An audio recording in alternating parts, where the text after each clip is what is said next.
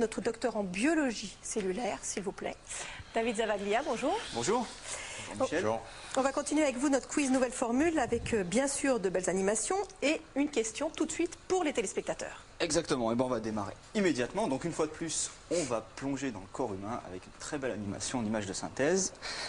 Alors une petite question un peu étrange. Quel arbre est le plus indispensable à notre vie? Et pour le savoir, il faut pénétrer très profondément dans ces organes qu'on va voir tout de suite. Michel, vous allez pouvoir m'aider un petit peu. Oui, je pense que les gens les ont reconnus. Il s'agit des poumons qui nous servent bien sûr à respirer. Alors une petite anecdote, nous en avons deux, mais ils ne sont pas symétriques. Celui de gauche est plus petit pour laisser de la place pour le cœur. Exactement. D'ailleurs, celui de gauche n'a que 2 lobes, alors que celui de droite a 3 lobes. C'est très dur ce que je dis. Et les poumons, donc, ils se situent en bout de chaîne de l'appareil respiratoire. L'air, il est d'abord entré par la bouche et le nez, descendu par la trachée, puis c'est perdu dans une impressionnante tuyauterie. Alors justement, Marina, vous allez nous aider à résoudre ce problème de l'arbre. Oui, effectivement, parce que le bas de la trachée, effectivement, se divise en 2 bronches, les 2 bronches qu'on appelle principales, qu'on appelle bronches souches, qui ensuite vont se diviser en des dizaines de petites bronches, qu'on appelle les bronchioles. Et toutes ces branches, effectivement, font penser à un arbre. Un arbre, en fait, à l'envers, on appelait ça l'arbre respiratoire. C'est donc lui, l'arbre le plus indispensable à notre vie. Voilà, mais on en profite quand même pour remercier au passage les vrais arbres, les végétaux, puisque ce sont eux qui produisent l'oxygène dont nous avons besoin et qui arrive jusqu'aux poumons.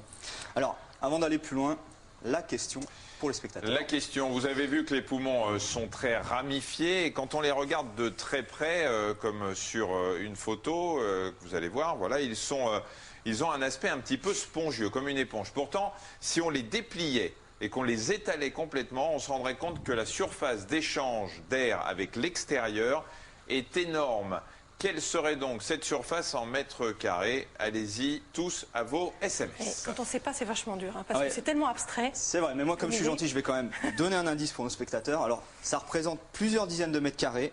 Et s'il y a des connaisseurs parmi nos spectateurs, la réponse est un peu plus grand que la surface d'un terrain officiel de pétanque. Benoît? Non, mais je sais, mais parce que la réponse est dans le programme du CM2. Je vous le dis parce que j'ai révisé ça il y a 2 jours. Ah bon? Alors moi j'avais mal révisé. Apparemment j'ai moins révisé. J'ai moins bien révisé que vous. Je croyais que vous étiez déjà en terminale, moi. Mais Non, il retouche au CM2 là. Ah, le CM2 c'est loin. Bon, on va continuer un peu sur les poumons. Alors, sur la photo suivante. Donc tout à l'heure, Marina a parlé des bronchioles. C'est à l'extrémité de ces bronchioles que se trouvent des petits sacs. On les appelle les alvéoles. Là, on les voit sur l'image de gauche. Et c'est là que se font les échanges respiratoires. Alors une petite question d'abord pour tout le monde au passage. Combien un être humain possède-t-il d'alvéoles? Alors c'est assez difficile. C'est un nombre très conséquent. Michel, Marina, une petite idée? Moi, je confonds toujours avec ce qu'il y a dans les reins. Donc c'est 1 million, non? Je sais plus. Non, c'est beaucoup plus que ça. Ah ouais. Aucune idée. C'est 300 millions. 300 millions d'alvéoles.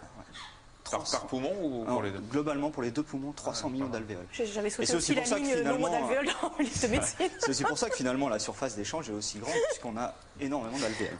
Alors justement, on va voir plus précisément ces alvéoles et comment elles marchent grâce au dessin de droite.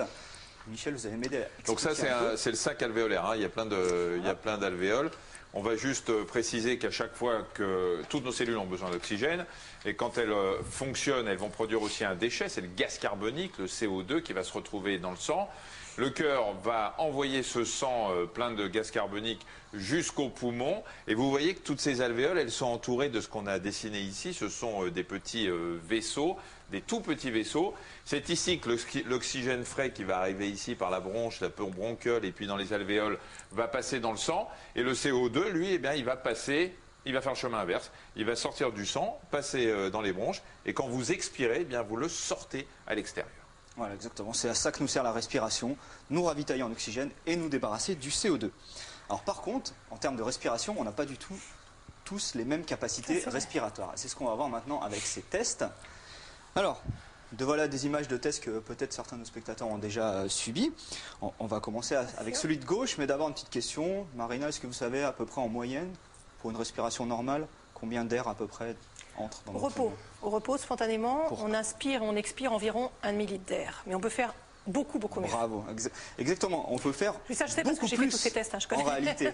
Et justement, sur le test de gauche, là, avec le spiromètre, c'est à ça que ça sert, à mesurer les volumes d'air. Et en fait, on a des réserves très importantes. C'est-à-dire que quand vraiment on fait une inspiration forcée, on peut inspirer jusqu'à 3,6 litres d'air. Et chemin inverse, jusqu'à 1,7 litre. Donc beaucoup plus que le demi-litre en moyenne. Par contre, finalement, pour une bonne respiration, il ne faut pas seulement que des gros poumons. Ouais. Et ça, justement, ce qu'on peut voir avec le test de droite. Michel, je ne sais pas si vous avez eu l'occasion, par exemple, de subir ça. C'est un test d'effort. Enfin, moi, je ne l'ai pas fait avec ça, mais j'ai fait un test d'effort avec l'électrocardiogramme. Voilà, c'est à ce moment-là qu'on va mesurer ce qu'on appelle la VO2 max, c'est-à-dire, en gros, la consommation maximale d'oxygène qu'un individu peut consommer au cours d'un effort. C'est pour ça qu'on les met sur un vélo ou un tapis de course. Mais il faut savoir que pour une bonne respiration, ce n'est pas seulement l'activité des poumons qui compte, c'est aussi la capacité du cœur à envoyer un maximum de sang vers les poumons pour le renouveler. Et ce test-là, c'est très important parce que ce n'est pas seulement pour les sportifs, ça sert aussi à voir l'état de santé général. Voilà. Parce que cette VO2 max, elle peut diminuer avec l'âge, avec certaines maladies, et aussi en fonction du mode de vie. C'est ce qu'on va voir tout de suite. Aïe, aïe, Alors, aïe, aïe. Désolé, les images sont un peu rudes. Ouais. Donc sur notre gauche, nous avons des poumons sains et à droite, des poumons pas sains du tout. Alors question très difficile, est-ce que les poumons de droite appartenaient à un ancien buveur de grenadine, à un ancien gros fumeur ou un ancien mangeur de sucettes? C'est vraiment grillé par la cigarette. Hein. C'est horrible. Marina, ça. oui. C'est grillé par la cigarette. Et ça, là, Lamentable.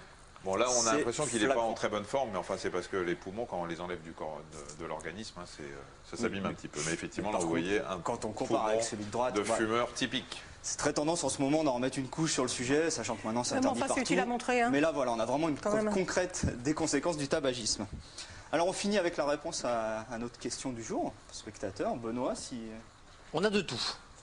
Alors, ça part de 25 mètres carrés, en passant par 15, 60, 140, un terrain de tennis, 3 terrains de foot, on nous dit même. Ah non, j'ai dit 3 pas terrains de foot, plus ça qu'un fait terrain, un peu énorme. plus qu'un terrain de pétanque. Donc sachant qu'un terrain de pétanque, c'est 4 mètres par 15, pour les Ça connaisseurs, rentre ça dans le faisait terrain de 60 mètres carrés. La bonne réponse était en fait 70 mètres carrés pour un seul être humain de surface d'échange pour nos C'est poumons impressionnant. complètement talès. Moi, j'avais des notions par rapport au terrain de tennis. Il faudra peut-être Non. voir. Ça fait combien un terrain de tennis? J'en sais rien. Non, un Si terrain vous de avez la tennis, ça fait réponse, 200 mètres carrés au moins. 200 mètres carrés Au moins. Ça Ou fait un plus. grand apport. Non, nos D'accord. poumons, c'est moins que ça. D'accord. 70. Bon, très bien. Bon, bah, D'accord, merci. très bien. Écoutez, Merci. on a appris plein de choses. Merci, David.